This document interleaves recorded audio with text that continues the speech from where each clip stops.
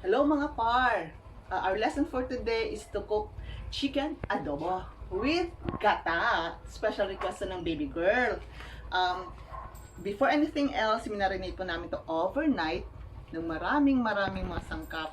Huwag niyong kalimutan yung rosemary at saka mga chili powder para naman magkaroon ng kick on it. Then we will make chop this and then we will make prito, okay? Now let's pour this oliva di mantika. Okay, this one para healthy. Yan, and then painitin nyo lang po yan. Okay. After the init, mainit-init na po siya. Lagay nyo na po itong bawang kasi kinakailangan nyo po itong ipa-crispy muna kasi gagamitin natin to for toppings.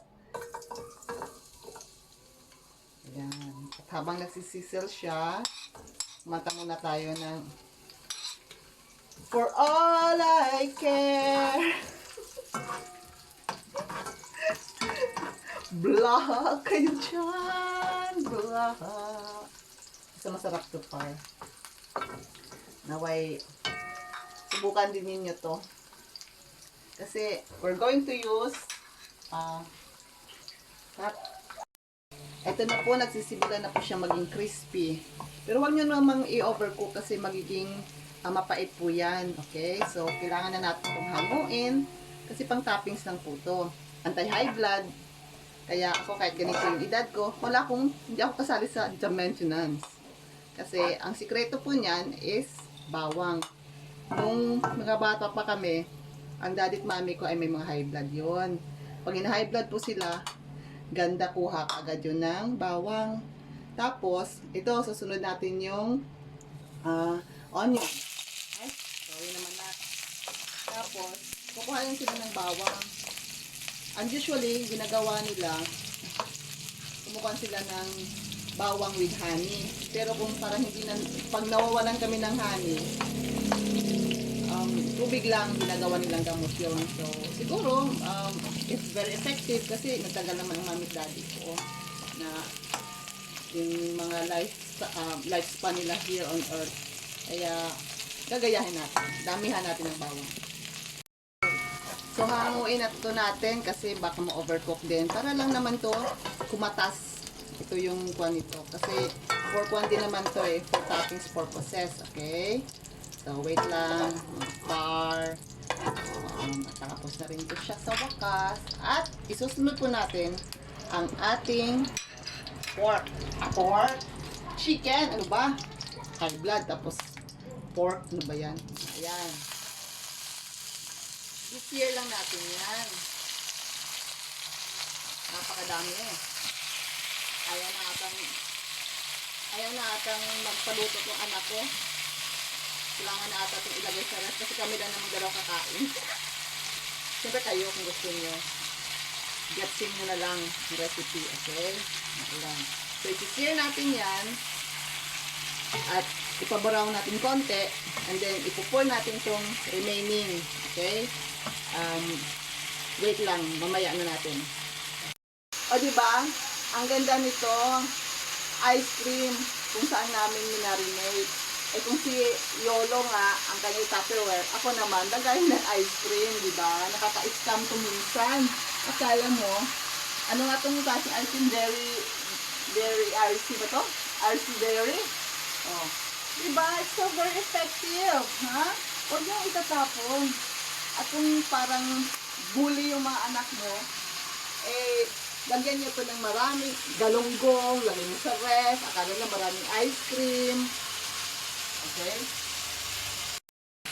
So, binaliktad na po natin ito. Kagaya ng pagbaliktad ng mundo mo. Nangiloko po kayo, di ba? So, itong mga na-marinate kanina, lalagyan nila po ito ng konting water. Titimplahan nga ulit. Tapos, ipupor nyo yan. Kasi ito yung ano ba yan? Ito yung magsusoften ng halako. Ay, hindi pala. Ng manok. Ha?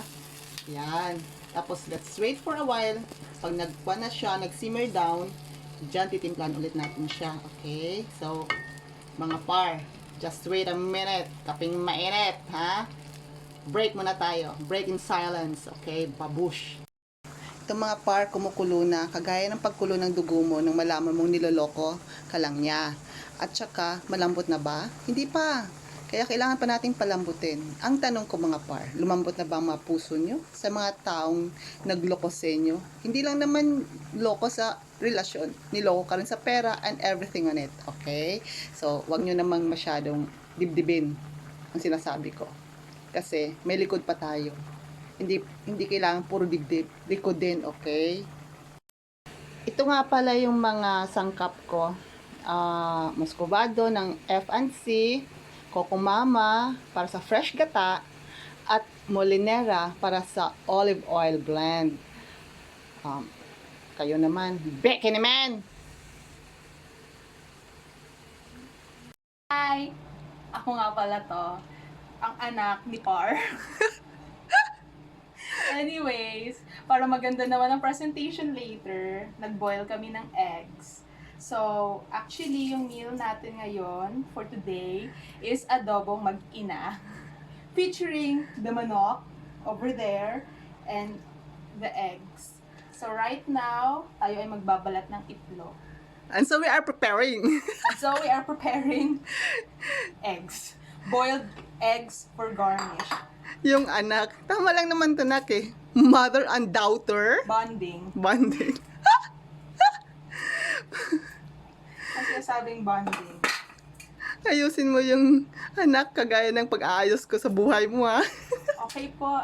I'll make sure na hindi siya magka-crack. Nawa, maganda ang pagka-boil natin at fresh ang mga eggs galing sa farm. Lumaki sila sa farm, guys, ha?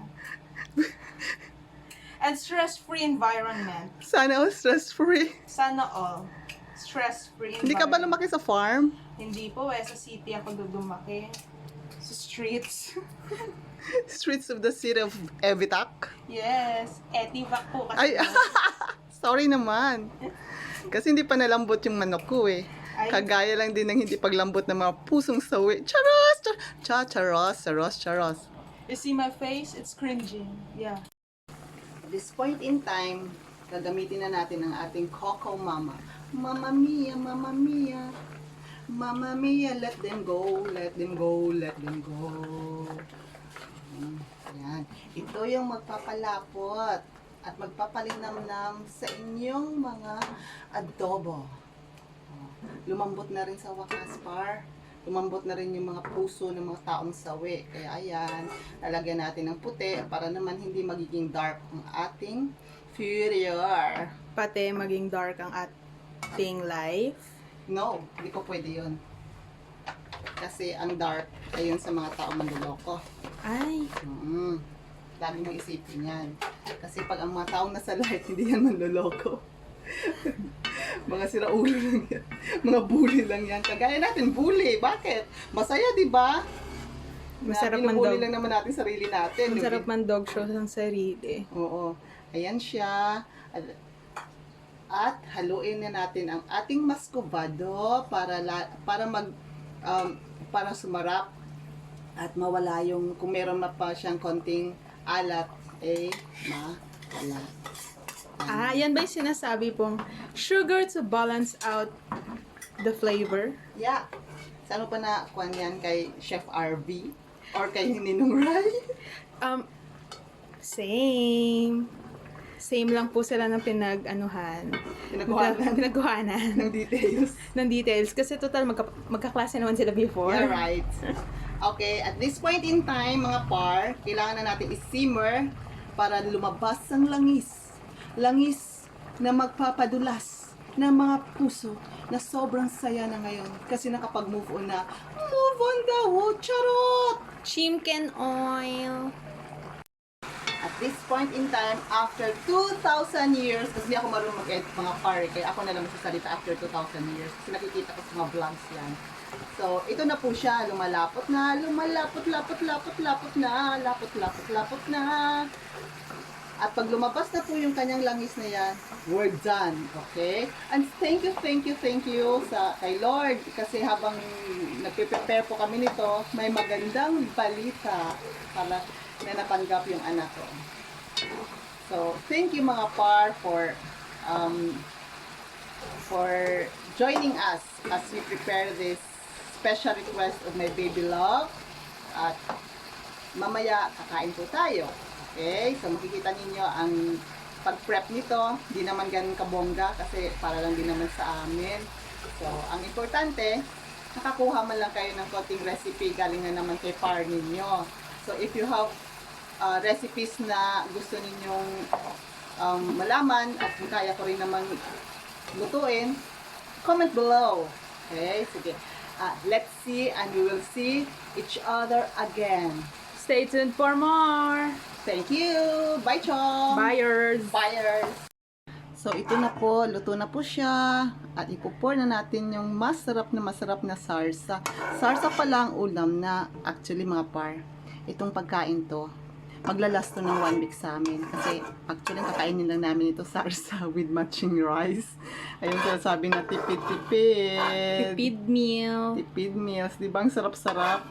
So, kung gusto niyo pang malaman ko yung ibang mga lutong bahay na hindi tinipid dahil hindi rin namin tinitipid sa pagmamahal, kagaya ng mga nagmamahal sa amin, kagaya ninyo, just comment below and I'll try to make it for you in a very simple and a very delicious way.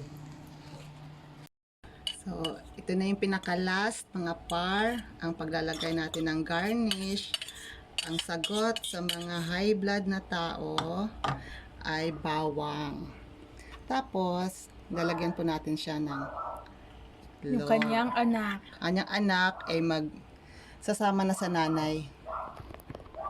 Yan. Kasi, kailangan talaga yan kasi mother and daughter nga, di po ba? Kung hindi man po ako nag-gloves, it's just because na kami lang din naman kakain ng Junakis ko.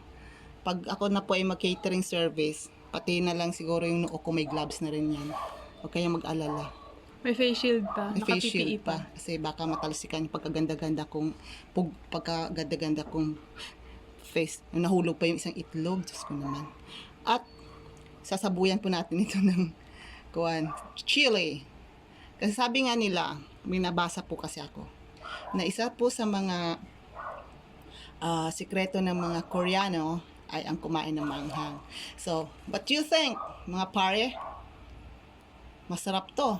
Try and eat like a king or queen. Buyers, love you all. Bye-bye. Bye-bye!